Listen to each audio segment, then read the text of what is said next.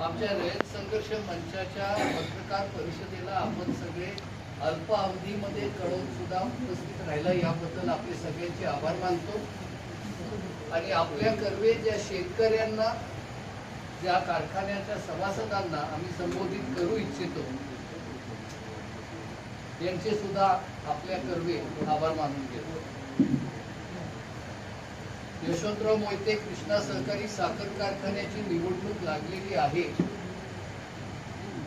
आणि तिच्या संदर्भामध्ये आमचे जे काही विचार आहेत ते मांडण्याची भूमिका आम्ही स्वतंत्ररित्या घ्यावी अशी आमच्या सगळ्या कार्यकर्त्यांची इच्छा होती आणि म्हणून आजच्या दिवशी आपल्याला इथं सगळ्यांना निमंत्रित करण्यात आलेलं आहे। कोणतीही संस्था वाढायला लागली की तिच्या इतिहासामध्ये आणि तिच्या कामकाजामध्ये काही पर्व येतात। पहिल्यांदा त्याची संकल्पना होते, मग पूर्वतयारी करावी लागते, उभारणी येते। पहिला पर्व हा उभारणीचा, मग तिला कार्यान्वित करावं लागतं, तिचा विस्तार करावा लागतो, तिचं वाढ करावं लागतो। आणि तशी ह्या यशवंतराव मोहिते कृष्णा सहकारी साखर कारखान्याची उभारणीचा काळ आणि विस्ताराचा काळ होऊन गेला।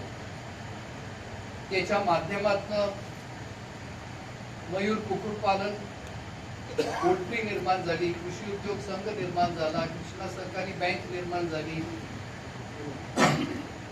शेतकरी शिक्षण प्रसारक मंडळ निर्माण झालं, कृष्णा चॅरिटेबल ट्रस्ट निर्माण झाला।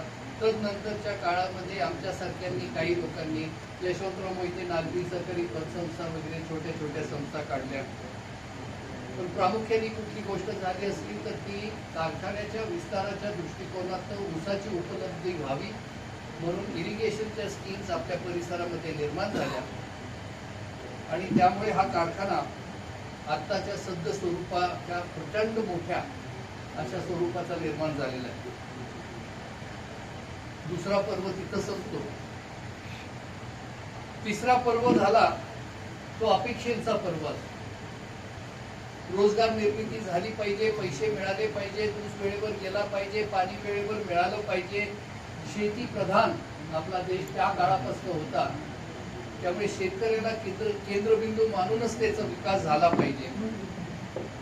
या सगळ्या गोष्टी एक हातावर होत असताना दुसऱ्या हातावर शासनाचे, राजकारणाचे, राजकीय पक्षांचे विभिन्न धोरण सुद्धा या कारखानदारीवर परिणाम करत राहतात आणि एक पुढची पिढी निर्माण होऊन जाते जी भोगायला शिकली आहे पण निर्माण करताना नव्हती।